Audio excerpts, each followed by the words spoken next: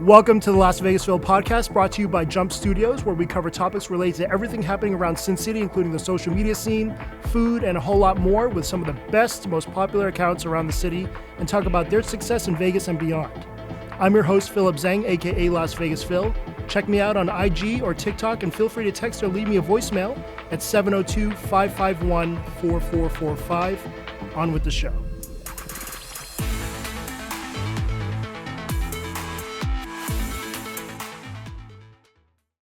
Welcome to this week's show. David Zhao is co-founder and managing partner of Chubby Cattle International, which is he started when he was 19 years old. 10 plus locations across the U.S. with an estimated 50 locations by 2025. His portfolio of restaurants also includes the X-Pot, Wagyu House, Niku X, and more. The accolades and accomplishments keep rolling in. Serial entrepreneur, investor, educator, public speaker, Forbes 30 under 30, Wharton alum. He's basically what every Asian parent wants a son to be and who they want their daughter marrying, for Christ's sakes. He's here in Las Vegas for the Uplifted Conference 2023 by Asian Hustle Network. Shout out to Brian and Maggie as a featured speaker this Friday. We're stoked to have him here in the studio a couple days before to shoot the breeze with over 114K on IG. He's also on TikTok and YouTube at It's The Way. Let's welcome David Zhao to the podcast. So thank you so much. Thank you for having me. For sure. Yeah. For sure. You just got back into Vegas a couple days ago. Yes. How things been going? It's been amazing. It's always good to be in Vegas. So my life, I travel around all the time, so I call everywhere home, but Vegas is always home. And it's good to come back, see the team, and see everyone, and see the vibrant city. Yeah. Where is home for you now? Is it still New York? So this is a question that people ask me all the time. Where's home? Because you're everywhere. It's challenging. I'm homeless. So I live in Chicago, Philly, LA, Vegas. Technically, Vegas would be my home.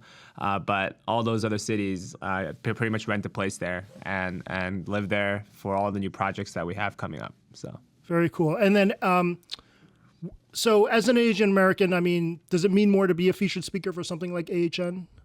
Yeah, I think it's amazing for this Asian Hustle Network community, and it's the first time to have a stage and a community for for minorities coming together. I never thought there would be a platform coming to the States as an immigrant to be able to then, it's almost come full circle to have now a platform where people from flying all around the country to be together to cheer each other on our journey, whether it's in various different industries. So it's really cool to see that. Yeah, it's an honor. Yeah, I went last year and it blew my mind.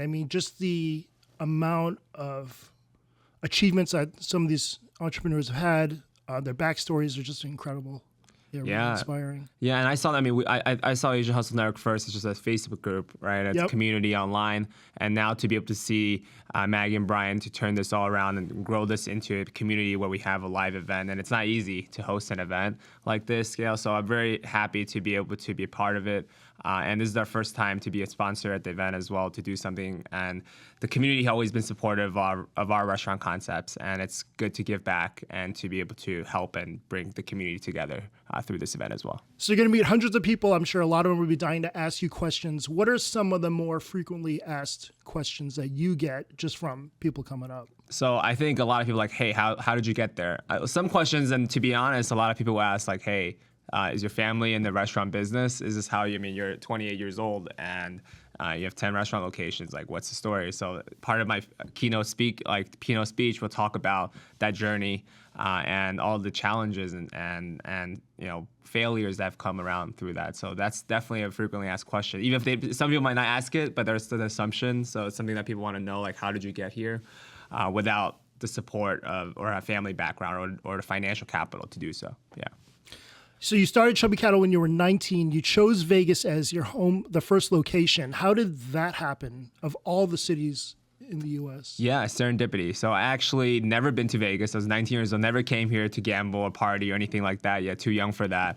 I did meet my partner, Harvey, in New York. So what I did at the time when I graduated high school, in order to pay for college and take 2 years off, I built a freelancing gig, but really I call it an ad agency. But at the time, it was just me and my best friend, and we help restaurant owners set up their Yelp, set up social media, set up IG, and set up Facebook. At the time, IG wasn't even popular. It was just like Facebook, Yelp, and build their website, create an English menu for them because they don't speak English, and I speak Chinese, so it became an advantage in that. So that's my customer base, and I met my partner in New York at one of my clients' restaurant, Hot Pot restaurant, and my client's like, hey, look, you've done our marketing for a few months now. Why don't you work with my partner here in Vegas, Harvey, and invest in a restaurant here? And I was young. I was like, yeah, I'm down to do that. I gave my life savings. It was like 40 grand. And I said, all right, here's 40 grand. I wired to a stranger, basically Harvey, now my partner for 10 years, and say, let's do it. And we didn't make money. And we failed. We made so many wrong decisions. But here we are. So, yeah. Amazing. And somehow, and I was just talking about this before you got here, you have made, I mean, I grew up with Hot Pot, we all have, but like, how did you make it so cool where like, you know, your average date night would be like a sushi night or something like that, but now Hot Pot's in the mix. I mean, I go to X-Pot and the place is packed. I mean, how were you able to change the perception, change the minds of people, even non-Asians, to love it as much as they do? Yeah, I think that this is a huge part of, there's a macro market change, right? You see like now finally, we have some Asian roles. We just won the Emmy, won the Oscar, right, this year with Asian lead actors and actresses.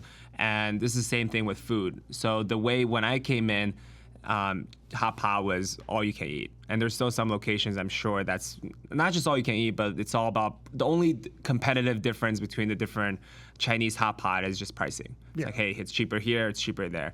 And how you can tell by a culture how much they respect the culture is actually by their food prices. So you see like French food, Italian food, and now Japanese food's picking up earlier than other Asian cuisines. But prior to that, Chinese food is always Chinese takeout. You have amazing things like Panda Express that have taken, commercialized that and brought it to a different level, but it's still cheap Chinese food, Chinese takeout. And when I came to America coming from China, I was like, we have so much culture. There's elevated dining already in Asia. How come it's not in the States yet? And when we built Chubby Cattle, it was a huge step already. It's not X-Pot, but it was like, I think $40 average check, which is unheard of when you have $12. $9, all you can eat Hot Pot, and it's hard to compete for that. So what we thought is like, we have to use the premium ingredients. We even if we have no profit, we have to educate our customers, also the Asian customers who are like cost sensitive. Like, why would I pay for this when I can get this? Maybe the quality is not that good, but very price sensitive. Like, I can get all you can eat at $12. So it's definitely been a journey over 10 years to not only educate the rest of America of what Chinese food is, and we see that now people understand different cuisine, and with yourself, right, be able to have platforms like yours to educate people on what is the different type of Asian cuisines, and not just this is all Chinese food. So it takes that. It takes, I think social media helped a lot, and just a lot of education to the Asian demographic as well, why you need to eat Wagyu and good beef in Hot Pot and not just worry about the soup base. So we're educating not only the new customers who've never had Hot Pot to try it for the first time, and now also educating the existing Hot Pot customers to why you need elevated Hot Pot experience. We're using the freshest ingredients and the high quality ingredients.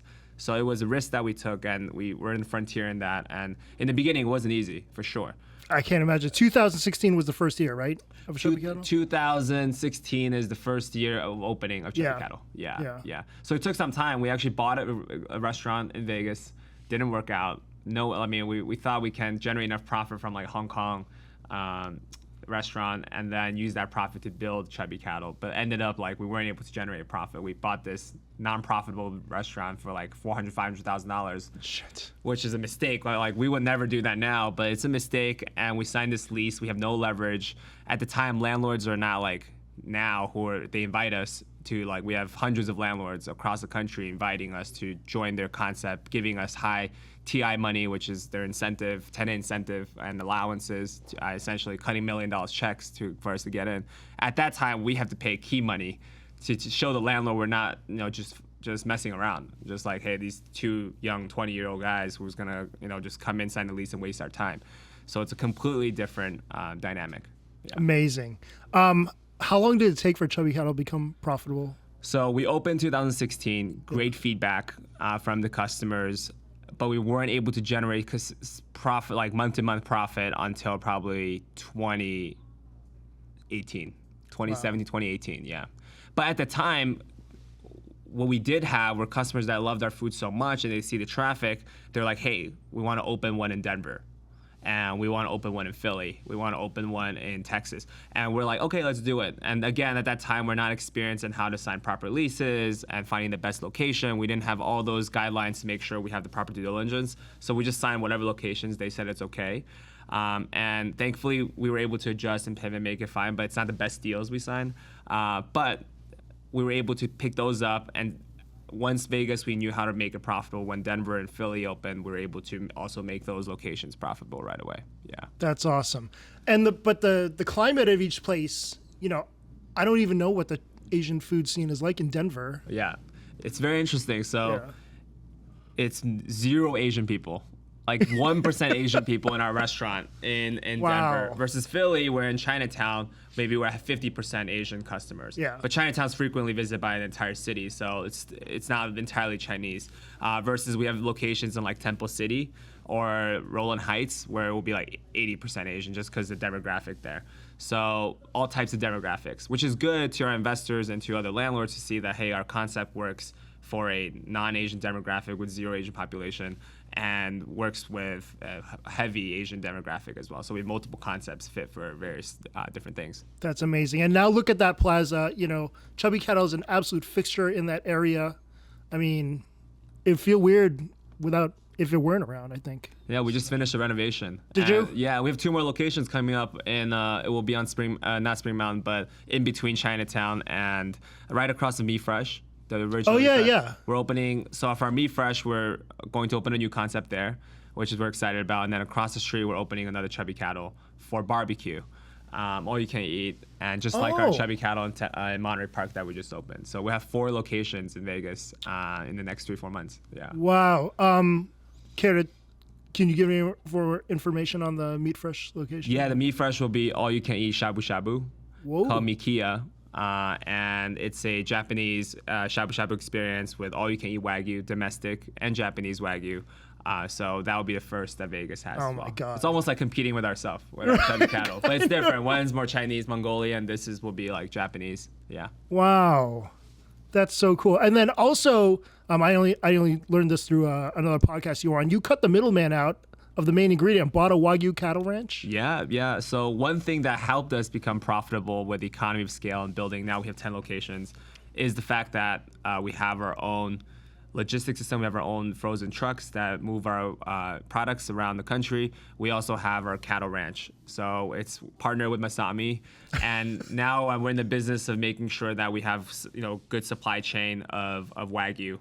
And we supply other restaurants with it. We supply other distributors of Wagyu with it. And of course, supply all of our restaurants with it. Yeah, and that's why we're able to offer a premium value experience for our customers and can do concepts like all you can eat. If we're just opening the first one, it's really challenging to do that without having ownership of a farm. And we started that during COVID when the supply wasn't steady. That's why we did it. It wasn't for just cost, but now it's because of cost and the steady flow of meat. Yeah.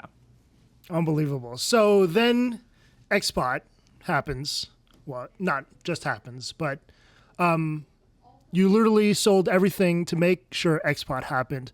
Can you talk a little bit about the partnership with Venetian and how that started? Yeah. So, very transparent. So, when we were building the 3 locations, and just before we opened Denver, Philly, and Vegas, and the Me Fresh, with 4 locations at a time, and we're just about to generate profit. We were dealing with so many internal problems, crazy stories of we've been through it all with ex-partner who has moved funds around that we weren't. They were the bookkeeper that moved funds around. And we had to deal with that. The things are just like you see in movies, and we're dealing with how to make locations profitable at the same time dealing with internal issues. And there's so many moments where we're like, maybe this is not it. Like the first, when we just bought the restaurant, it wasn't profitable. We could have quit there. When Chubby Cattle opened, people loved it, but we weren't generating profit because we have no advantages in labor costs or food costs. We could have quit there. We didn't. We instead expanded and opened more locations. And now when the location's about to open, we have our internal issues. We could have quit there. But at that time, the Venetian It's like when things have problems, a new door always open and something else happens. So Venetian basically invited us, say, hey, we're gonna give you X amount of dollars, and this is something new to us. We're like, what? Landlord giving us $1 million plus, like, you know, in check size to get us into their space? That's like crazy. And essentially they become our partner. We give them percentage of our sales, and that's the first to us, and essentially entice us like, all right, we're doing something right. And at that point, we signed with them and started out the biggest project possible. It's a $10 million build out. Yeah. Other locations are like on that $1.5, $2 million. This is like, you know, 10 times essentially, 6 to 10 times the size depending on location. And it was a challenge. Because we started construction, we raised capital, and all was going well. And people were, I mean, at that time, people were like $200, $180 a person for hot pot. I don't know. I don't think people will pay for this. It was unheard of. Right? Yeah, and it's in the Venetian. It wasn't a very popular space in the Strip. It's not like, you know, it's not like the most popular. People have to go there because they see X-Pot. It's not like there's walk-in traffic around, and that's what it is. So the investors are, you know, risk averse. They're like, what is this? Then the worst possible thing happened, COVID. Just as we're about to open, COVID happened. Then we have no profit for all locations, and all locations, we need to pay out the staff to keep them. We needed to pay the landlord. And at that time, no investors wanted to put more money because we don't know when it will open. And that's when my partner and I decided, again, we could have quit there. But my partner and I decided, it's time for us to sell everything. I mean, we've generated profit for probably a year straight, a year and a half. That's profitable. That's consistent. Finally, good things are happening. We've just been dumping the profit into construction, and at that moment, we had to make a decision. Like, do we just sell everything we own? And I think we came up with another $1 million or so to just loan the company. All we had, he sold his cars, we sold the homes. And yeah, and little did I started to realize, like, I don't need a home. I like rent everywhere, and Right. On my personal finance side, like, I realized like renting luxury is better than owning luxury. So like, you know, I live comfortably, don't have to own too many things, and just have focus on the projects. So that's when we started. Like, we sold everything to open up X-Pot. Thankfully, and there's a lot of luck involved, right? Like, thankfully, COVID ended. In that the restaurants opened up, and we had like the best years right after COVID. So Yeah, you bet on yourself, and it paid out big. And I remember the first time we met, it was a Sunday night, August of 2020, and I believe maybe it was the first dining service at X-Pot. Was that it? One of the few. Yeah, one of the first. Yeah. Yeah, it was like at 10 p.m. on a Sunday. I had already had dinner, but a mutual friend of ours, Samantha, got me in there, and that's where we first met.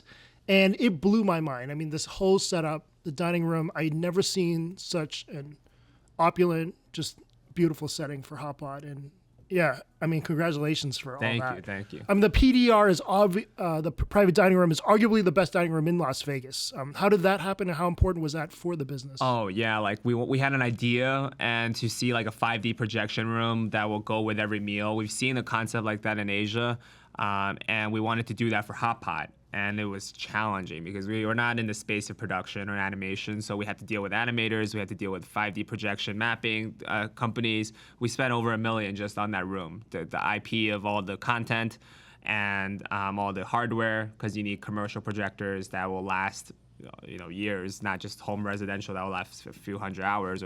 So you need laser projectors. And that was, that's just one part of the whole building out the X-Pot, but it was definitely something that was challenging, but it was exciting to see people like, wow, this is like an experience, going to a museum almost, where you see an animation, you play the seafood around the ceiling and the wall and on the table, and then this actual seafood platter comes, right? So yeah, the table is amazing, everything. I highly recommend it. If anyone has a chance to do it, you should do that. Lots of people can dream this, hope it works out, but I think what really sets you apart is your amazing work ethic. On a much deeper level, though, it seems like you just have to have that instilled in you to do that. A lot of people just don't or can't. Would you agree with that? I think with any industry that you work for yourself in, it could be an athlete, it could be what you do, right? Mm-hmm. It could be content creation, content creator, production, or for me, a restaurant. To be successful, you need to have that, all of that, the work ethic. And it's kind of I wouldn't like recommend, let's say have kids or to other like, yeah, you have to be an entrepreneur, or yeah, you should definitely be self-employed and run that, because I think it requires certain type of sacrifices and time allocation to your life. Absolutely. So there's a type of stress that you will have by owning this, especially in the food and beverage space, that you won't have to deal with if you're working 9 to 5 at a corporate job. You get that, work-life balance, better work-life balance per se than doing what I do right now, which is probably 80-hour work week. And the most challenging part is not just 80-hour work week. Let's say at 2 a.m. you can get a phone call. Hey, we had an issue. Like just before this podcast, issues came up in Chicago, and it's like urgent. They have to close the restaurant down for a day.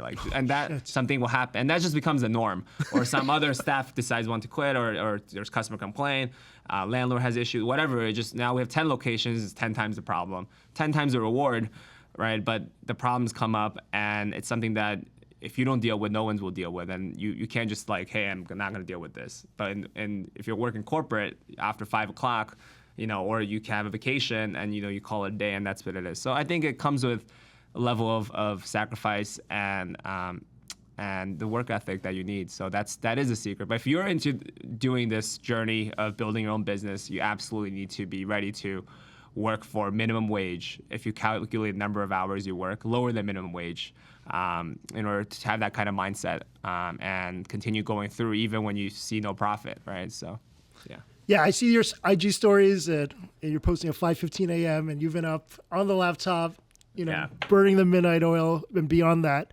Who or what inspires you to keep going?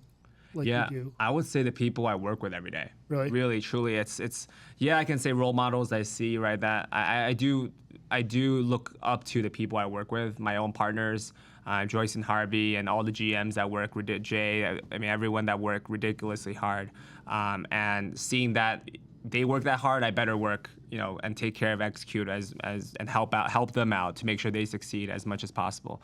So I think that your environment, your teammates make all the difference. You have the wrong partners in your business and different work ethic, it wouldn't work out, because then you're like, oh, he's not working on that, so the urgency is not there. Versus for our team, the urgency is like, we need to fix this now. It's always now, and we're always too late. It's never like, oh yeah, we'll push this off. Like, let's look at the sales next week. Like, if there's sales issues, my partner will call me and be like, hey, we have a problem. 2 hours after the situation happened. Not like, hey, we looked at the past 2 weeks, there's some issues, maybe we need to address. It's like 2 hours after whatever happened, we need to resolve this today. It's 2 a.m., we have to resolve this today.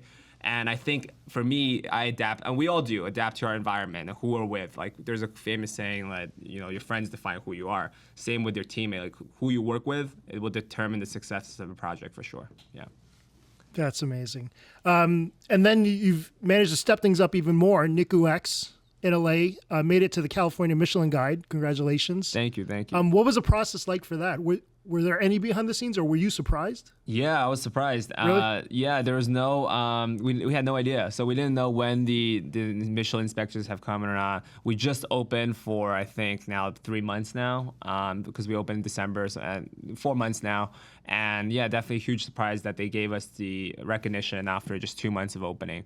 But I would say, I mean, I'm biased, but I would say it's the best yakiniku experience I can find in the U.S. in terms of selection of ingredients, seafood, Wagyu, and it's a true Wagyu experience because we take Wagyu from around the world and have it at Niku X. And we have our Michelin chef, Shin Thompson, who we partner up with for the project as well. So yeah, classic yakiniku style cooking with a contemporary techniques with Chef Shin Thompson. Looks amazing. I definitely want to go. Yes, please come. Yeah.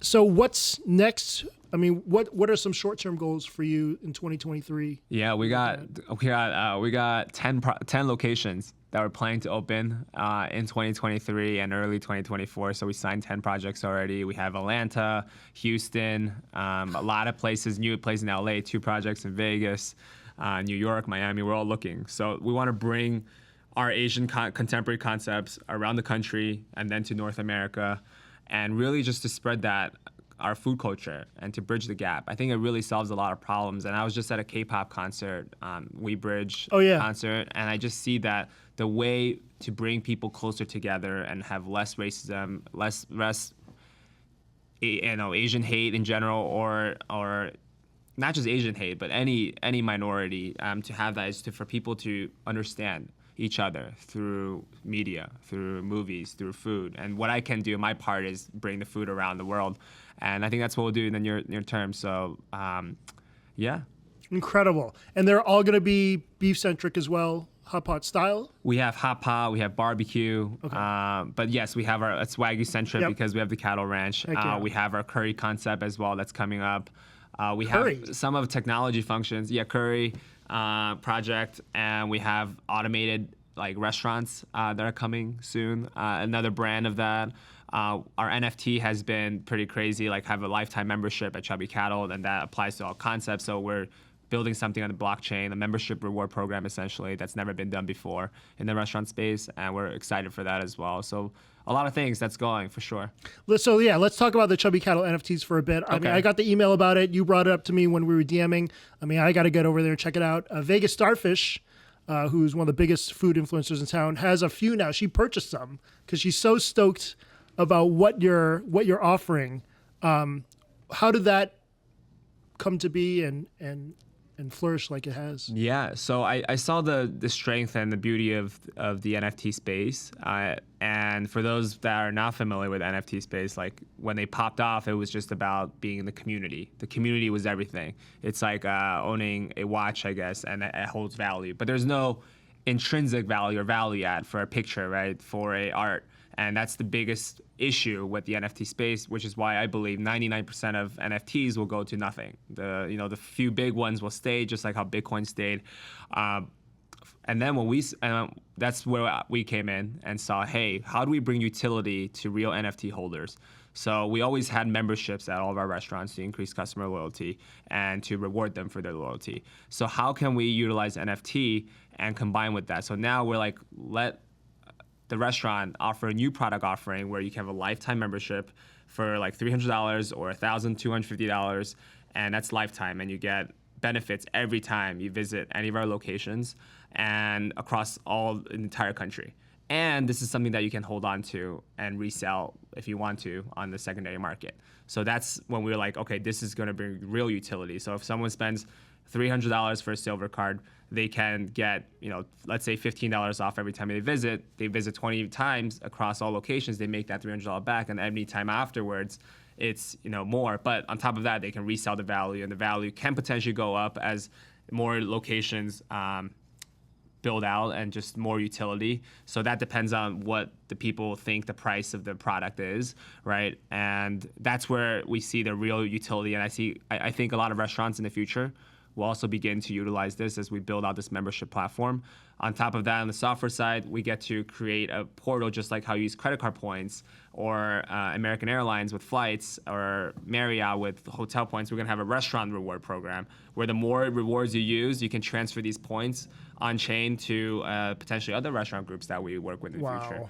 So imagine that. Now you have this loyalty to these restaurants that you're in, just like if you were to fly American, you will continue to fly American. But has nothing been done with the restaurant side yet, and that's something that we're creating with these NFTs. Amazing. So the top tier one is the black one? Oh, yeah. So there's a chance. We made a game out of it. So there's a chance when you buy the silver or the gold tier, you can win the black tier. And I think we have 4 that's given out right now. The black tier means you can eat for free for the rest of your life.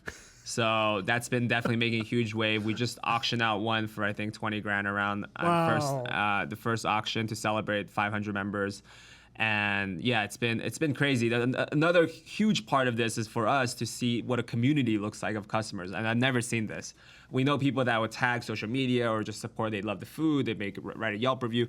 But this is like another level of customer engagement. And I think that's a huge part of it in terms of getting feedback from the customers, what can be better during their dining experience. Instead of going on Yelp, it's going to come to us, and we can really figure out how we can improve the customer experience. And secondly, they just share their love so much more when they own this NFT to encourage their friends to try and show off when they're checking out. Like, look at all this discount I got on my bill. Because I own this NFT, and they want to, now they're not going to go to another hot pot or barbecue concept, because why would they? I have all this benefit that I can go, and it's a top tier dining experience. So it's just more the reason for them to convince their friends and family to dine at our establishments, and that's the true customer loyalty program. Yeah. That's awesome. Very cool. You're really proactive with working with social media influencers and foodies, where the old school Chinese mentality has been, the ad of the newspaper or not even having social media at all. And the fact that, you were born in China, you're bilingual, is really the most important bridge, I think, to making that happen. I'm sure it was in New York when you started, because there are no Chinese fluent influencers in Vegas. And I always said if someone was here, they would crush it. But yeah. So to talk about that, I think my partner and I are like the yin and the yang. So I did grow up in China, and when I came here, I didn't speak English. But now I'm at a point where my Chinese is not that great. Okay. So I am the English side of the business, and like all the American influencers and English-speaking influencers. And then my partner deals with all of the like Chinese from China influencers, which is a huge demographic now that China and America, like Asia, the relationship's getting better. The travel's coming back, I think, in June. It'll be fully like Chinese tourists will start to come back. And there's a huge component of that. So we do have some Chinese influencers on TikTok that make huge difference for us for the international students community, or just Chinese users that is living in the U.S. So we have that, and we can't wait for Vegas to obviously open up. Can't wait for America to open up to the rest of the world again, and to Asia specifically.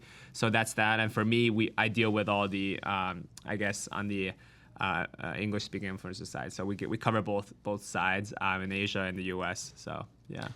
How, if you could give maybe a ballpark percentage of how much social media has meant to your businesses?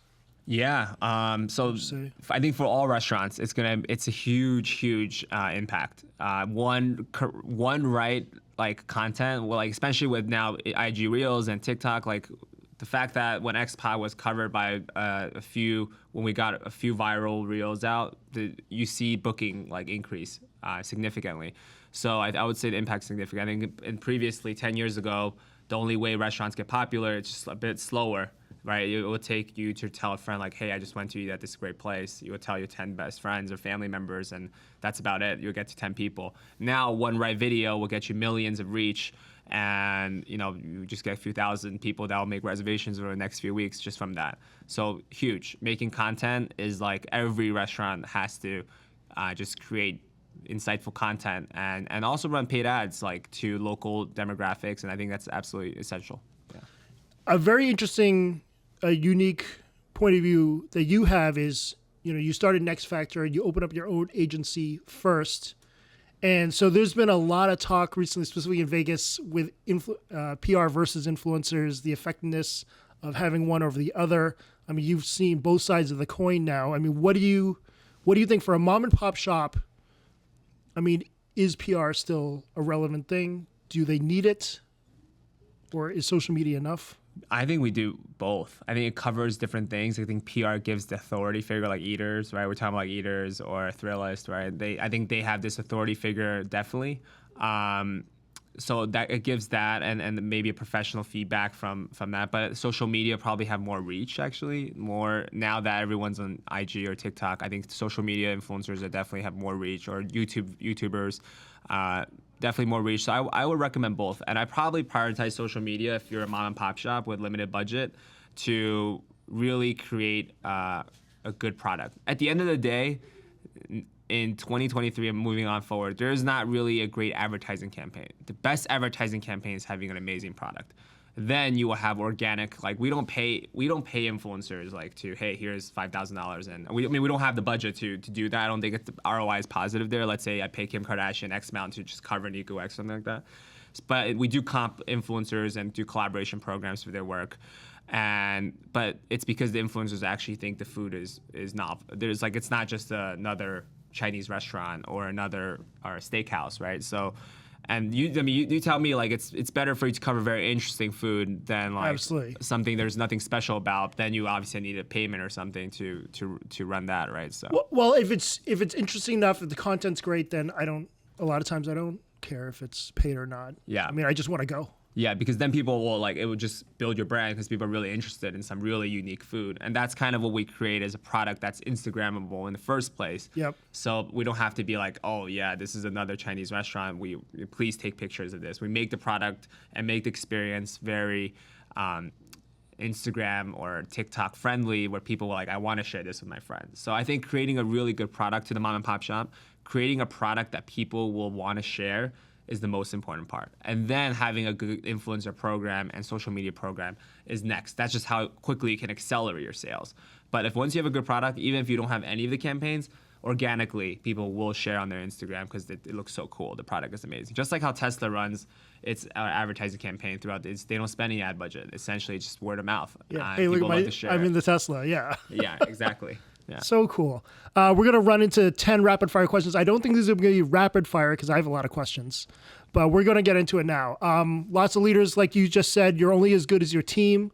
As the business grows and you're more spread out around the country, what are the keys to finding and then retaining these good people? Because especially in Vegas, I mean, people bounce around so often because there's other opportunities. So what is the key? Yeah. I think I would say two things about it. So, I mean, there could be a master class about how to, retain the best talent from recruiting to maintaining them. But I think two things really important. In order to get a good team, you need to scale.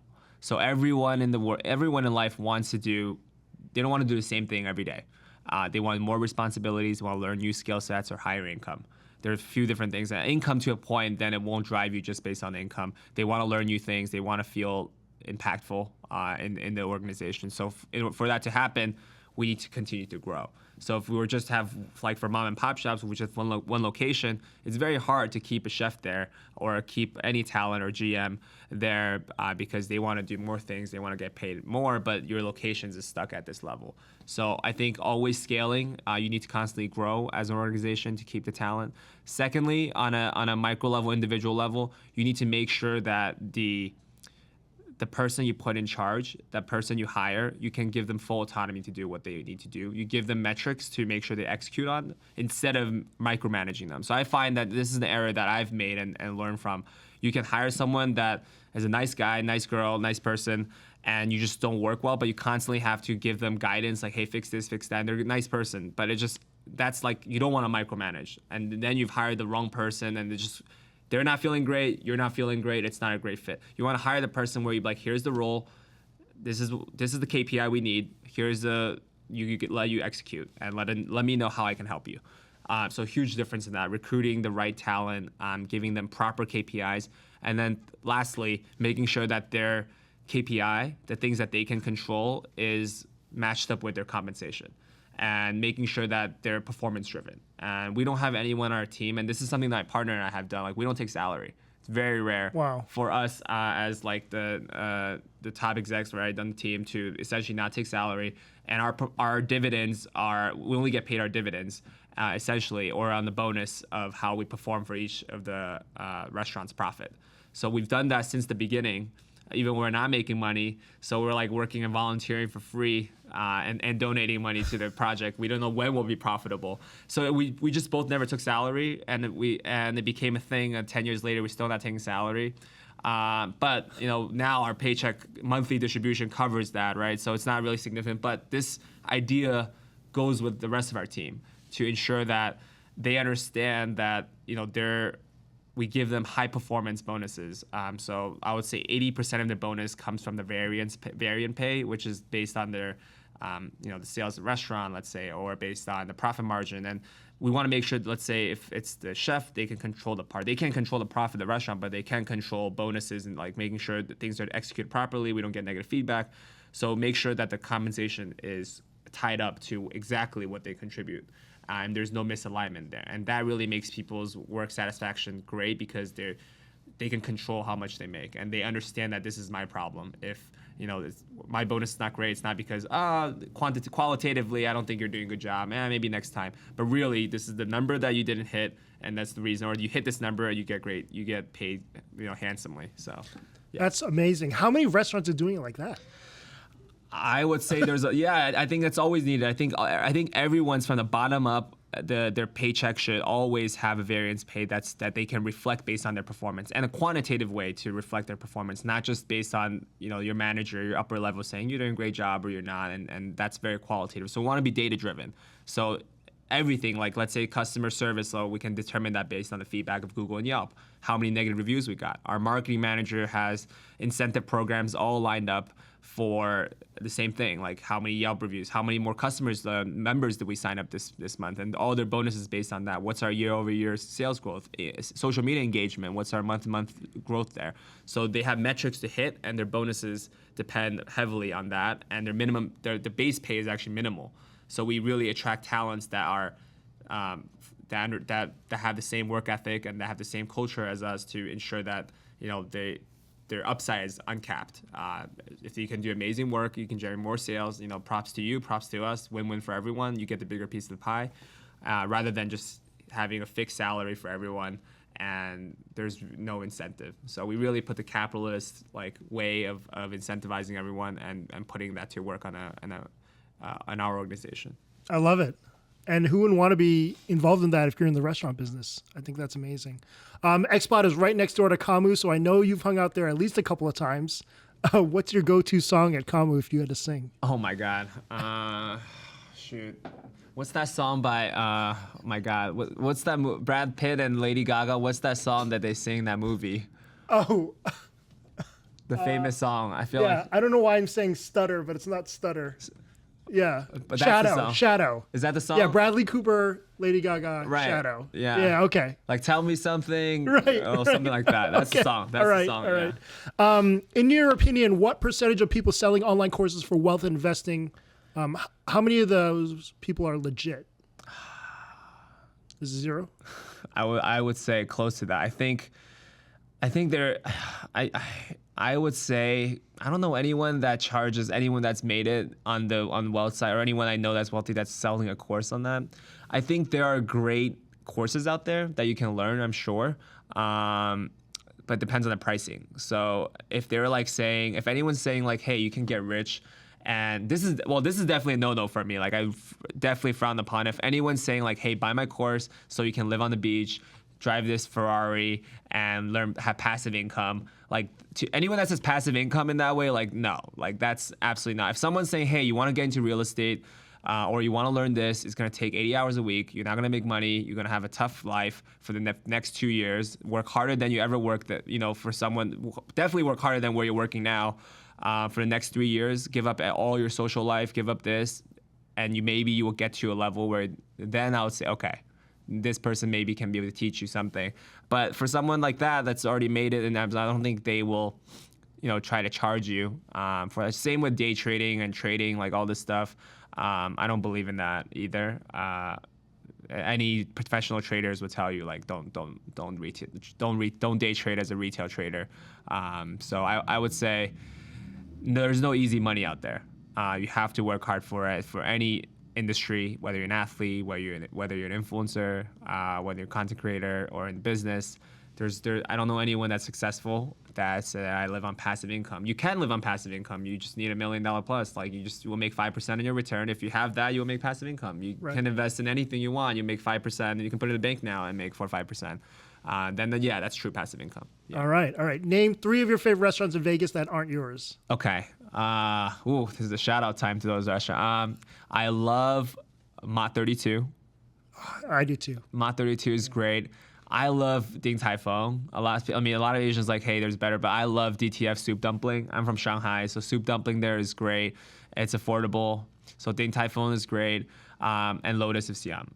Lotus of Siam, probably the best Thai food I've had in the States, and huge fan. Yeah. What's up with the hate for DTF? I don't understand. I don't know. There are a lot of people. I think there's a lot of Asian, from Asia. They're maybe they have a lot of more locations in Asia. They're I don't like DTF's not good. Especially from Asian tourists. I'm DTF. I don't want to go there. But for me, this is the best dim sum you have in the States. And the delicacy of the soup dumpling, the way they make it, the thin skin is it's amazing. I agree. Clearly, you love what you do. I love what I do, but the majority of people, I believe, do not. I mean, they feel stuck. You brought that up previously with people with kids. Is there any kind of broad advice you could offer to people in that situation? What do you think what should they do to get unstuck? Yeah. I would say there are days, and it's not that we love what we do every single day. It's not that I'm happy every day. Like, oh my God, I wake up, this is amazing in my life. I'm just so excited to get to work. That doesn't exist. Yeah. Like, it doesn't exist for a billionaire, for a millionaire, for someone with nothing. I think that's all the same. The happiness level is the same. I'm sure there are days that you're like, oh my God, I'm so frustrated. Like, fuck this. I don't want. Sorry. It's okay. You can say fuck. I don't want to do this today, right? And that's gonna be in everyone's life. Whether you're working at McDonald's, you're working at Starbucks, or you're a server, whatever it is, or you're a management level, or whatever industry. I think you will have that thing, but you have to choose something that you're willing to go through these dark days and be proud of and be happy with, 2 years down the line, or be fulfilled with. So for me, going through these difficult challenges every day for the past 10 years, but the reward is there for me. So I know that I feel fulfilled doing that. So for people that feel stuck, you have to ask yourself, like, hey, why? What's the reason? Is it financial? Everyone's situation will be different. But in terms of career-wise, I would say definitely there's not. And this goes back to the get rich class thing. Like, there's no such thing as like, hey, there's a way to just make this easy wealth, and it's something that you don't know, and that's why it's more like you're not putting in the work and to get into a space, because you can always learn. You can learn new things while you're in the job. Are you working as hard? Do you have the consistency and dedication to make a dream, not just be a dream, but actually have goals and achieve there? That's the main thing. I think that's for all industries. So to get unstuck, work harder and find the right path to work harder in, and explore different things that you can work on, and pursue those. But for younger crowd that has no responsibilities, I would say definitely chase your passion and something that you're really interested in, and find how you can make money in that space. Yeah. Great advice. Over the last 10 years or plus, you've had tons of interviews. What are some things that you've noticed people need to do better in those interviews that they're not? And when I'm interviewing people, Yeah. or when I'm interviewing for team members? Any position. Okay. Yeah. So when I take on new team members, how do you interview better? I think the best way to recruit talent is instead of looking at the resume, I think that's the least impactful thing that we look at in terms of interviewing for team members. And the most important thing is their character and their work ethic. And the hard skills you can always teach. That's what I feel like. There's so much, let's say we're getting a videographer, you're hiring, right? And instead of saying, hey, this is, the hard skills amazing, you want to find if this person's willing to put in hours that you put in, and they're willing to learn. Because the rest of the hard skills you can learn online, right? There's a lot of information. So having that character is important, the most important thing. And then the rest comes in. And then the second part is to give them test tasks. So rather than talking about hey, what's your experience, blah, blah, give them test tasks that resemble the actual work, and have them put in the work and see what they can do. So do a trial task. And that's the best way to see how you can recruit someone. Yeah. Right. I don't think a lot of restaurants do that. That's pretty cool. Yeah. Speaking of advice, in your link tree is a button to book a meeting with you. Without divulging into specifics, what are some of the more interesting things people have wanted to talk about with you through that medium? Yeah, this is something new. So I think it's called Intro, and it's just for a platform. Intro reached out, actually say, hey, please try out platform. And I will always get people that have asked me hey, I want you to take a look at my deck. I want to look at this, and I'm happy to. And I always do my best to get back to as many people as possible. And the quality of decks all over. There are people that are middle school students or high school students that are wow. Hey, I'm raising capital for this pitch competition with their first time making a presentation. So, or to real VCs, real tech companies that's asking for investment. So the point is to have a platform to be able to really talk to someone that's serious about what they're doing, and provide that consultation for whether it's in F&B or venture capital, entrepreneurship. So it's nice to see that. But people still message me without the platform just to get that, and I still respond to. But to book a serious meeting with Zoom call and everything, we use this platform now, and to test that out. I think it's really cool to have a platform like that where you can access real mentorship or just a discussion to get introduction to somebody. So I've started to use the platform to see who else is on there. It could be CEO of Zoom and whatever. Let's say I would love to talk to the Panda Express CEO, right, to learn more about their operation, what's the pain points, and what can I do better. So it's really nice to have that way to get intro to someone. Yeah. Yeah, to have that kind of access is unheard of now. I mean, and it's so cool that that's available these days. You also have a number where people can text you. I have that for this podcast. There's been some very interesting, strange texts. Someone ordered like 300 donut holes in New Jersey using my number. Anything surprising about that being available? Has there been some weird things or anything? Yeah, it's nice to. Yeah, I mean, it's nice to have. I mean, a lot of people, text me for job opportunities and different positions. So no one has texted me to order donut holes yet, but donuts. So, but yeah, it's nice to see that there's a platform now for us to be able to communicate, engage outside of the IG, and have that contact for when we launch new projects or new events. So it's nice to be able to communicate with all that. It's hard to just keep in track, though. Hard to manage. Now we have a Discord server for the NFT, so manage Discord, manage community line, the phone number, and IG, and everything else. So yeah. What is the team like behind the scenes for that now? Yeah, so my social media is like, talking about influencer, when you say 100K plus, like, I'm like a non-profitable influencer for sure. I have a team that does the videos. I just got a manager to manage the business side of things, to see like the fact that I'm not getting sponsored. Like I should be reaching out to larger sponsorships. I just can't. I feel not right to be like, hey, I want to, let's say, for a smaller, let's say, restaurant, to be like, hey, pay me so that I can come, or get my food comped and stuff like that. I'll just post whatever I really do enjoy and everything. But for the larger sponsors, I'm willing to start taking on to, like, hey, reach out to, let's say, Toast, right, our POS system, or to reach out to companies I do use, whether it's Google, my business, right, or Google apps that I do use and sponsored by those platforms I use on a daily basis. So that's something that I'm working on. But my team, yeah, it's a manager that manages all my speeches or speaking events. And then we have a video editor that does all the video production, that turns all the content into reels in the short formats and everything. So, but I'm hoping AI will do a lot of that. I know. In the future. Me too. Speaking of apps, it feels like I always kind of roll my eyes when people are trying to start a business through an app, because Lord knows nobody needs another app on their phone. But what are your thoughts on businesses that try to rely on app? Is there enough space for certain apps? Yeah, I think absolutely. I think there's definitely still product SaaS platform that can be utilized, and just think about like the challenges that we face on a day. Like my friend's building this thing for permit expediting or for getting permits. Like there's definitely platforms that's needed to solve those B2B problems or B2C issues.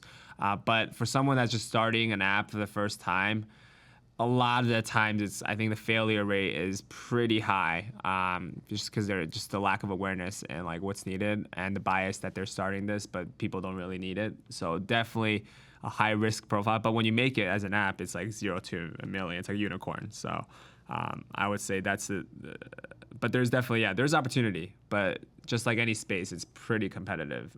It's not like you just have an idea and it will be successful. Yeah. Right. You've mentioned in the past how taking a gap semester helped you in many aspects of your life and personal growth. Can you go into that a bit? Yeah, I highly encourage if I have kids, like all people to go through gap years that are in high school or in college, anytime. Definitely take gap years and utilize those gap years just to be off the track, especially growing up as an Asian, Asian kid. The expectation from the family is very rigid. There's not a lot of creativity. I don't know for you. Like, no, there was no option for gap year for me. Right? No. I mean, not just the gap year alone, like your career path. Yeah. Like if you told them like you're gonna be a content creator, they're as a young age, I don't know what they would say, right? No. Like, so like for growing up, like there's only like school, test, college, best Yes. college, go through this, and you kind of forget what life is all about. And that realize that there are different ways to live life, with money, without money, chase different passions, be a monk. All those things can give you happiness in life. So I think the gap year really will help you own in that and own in who you are and what are you passionate about. and just take a step away from like all the competition. And because I remember when I was in college and high school, like you're just competing with everyone. And the next thing, and if I didn't take the gap year, I went to Wharton. Everyone around me is in consulting and banking. Because you're a product of your environment, everyone's around you doing that. It's hard to be different. So you will want to do the same thing because that's what everyone else is doing. And then even if you're not interested in it, you're still doing it because that's what's around you, what your family tell you, and now it's your friends. And you get stuck and you get into a point like, what, I'm not happy with my life and I'm so stressed. And it's all those things take a lot of work. And it goes back to like, you have to be something that you're passionate about. And this gap year allows you to really find yourself. And whether you do, travel or try out an internship or work under someone, be an apprentice, like do that and realize all the different ways to make a living in life and also enjoy life, and you can be different. Then you go back to school and then again, everyone's doing similar things, but at least you have that perspective to know that people are successful doing whatever they want in various different industries, and you can live various different life with different means, financial means as well. So, and it's all going to be okay. So, yeah, life experience, huge. Yeah. How do you feel now about younger people entering college these days? I mean, there's got to be some degrees that simply aren't worth it from a financial standpoint. Yeah, 100%. So I would say if you have to like pay the full tuition to a private school in college, more than $20K a year in a semester, like, and it's not a top. Truthfully, like it's not a top 10 school, I wouldn't say it's worth it. I think going to an Ivy League gives you this edge. If you're going to investment banking, consulting, or tech, yes, they hire you based on that brand. But if you're not in those top 10 schools, I don't see a reason to pay the price tag of the top 10 schools just to be in a private school and pay for that, because I don't think you have an edge in the job process. Now, if you're not just talking about the job prospect of things, then I have a completely different view. If you're just like looking to get a great job and you're not in the top 10, so like there's a lot of trade schools that you can go to, and their programs where like they'll pay for your tuition and you pay them back when you have a job. My friend started this company that like financed their student loans, essentially their trade school loans. They teach you how to be a software engineer or elevator technician or electrical engineer, and when you get a job, then you pay back the loan. So it's a really cool model on like guaranteeing you essentially a job after. So I would say those options are probably better than just going to a generic school, studying, get a bachelor degree in like, I don't know, history or something, or something that's not going to really get you a job. So definitely, I think the education space is changing. And for me to advise someone, I would see their situation and really make a decision on where they should spend their money on tuition. But I definitely don't think they should just immediately be like, yeah, let me go to a school that charges $200K to finish, unless it's in the top 10. Yeah, that would be my take. So you're here primarily for public speaking. How often are you doing these types of gigs these days? Quite often. I'm actually going to do a White House event on May 3rd for Asian Heritage Month for May, a month of May. So there's like 1,500 panelists and GW University. So I'll be there May 3rd. And then I spoke last week at the Wee Bridge, which is really cool. Got to meet, like, even though I'm in the food and beverage space, to see like artists and people from around the country fly in to see K-pop artists, and it's not just like Asian people; it's all types of people. To me, is amazing, and but pretty often to speak. And I love speaking and just giving out as much insight to my peers as possible, because I know how challenging it is, and some people don't recognize how difficult it is during the journey, and no one will really understand them. It's a lonely process when you work for yourself in a way. And you can't really share the problems. Like, who are you going to tell your problem? I have a partner, at least, like, right? We share the problems together. But let's say you're building you're not going to share with your family or your loved ones every day. This is a challenge I have at work and blah, blah, blah. Then it will be like, I don't want to hang out with you. You're just a hole of problems if I want to share with problems. So, we keep that to our partners. And so what I hope to do is share that the problem's normal and entrepreneurship is not all sunshine. And don't envy Elon Musk or all these like top entrepreneurs or billionaires that sacrifice their life. Like they have no family life, essentially, right? You make those decisions, and it's okay. It's who you want to be, but it's hard to have a family life and do both. So like share those challenges to people as well. Yeah. Wow, that was awesome. That pretty much wraps up the show. I'm thankful for you to come out here and gives so much knowledge. It was super helpful. I definitely learned a lot. Any last thoughts? Where we go? I want to thank you for hosting this and putting up people that share their stories. And I know how much work this takes, so it's amazing. And I'm excited to see what's ahead of us. And I'm excited to meet all the people around and to connect more through platforms like this as well. For sure. Thanks, David. Thank you, Phil. Till next week. See you guys. All right. Awesome. Thank you, guys. Thanks for tuning in to the Las Vegas Phil podcast. For more information about me and where I've been dining recently, check out my IG and TikTok at Las Vegas Phil. Feel free to text or leave me a voicemail about anything you want, 702-551-4445. Stay tuned as a new episode of the show debuts every Monday morning.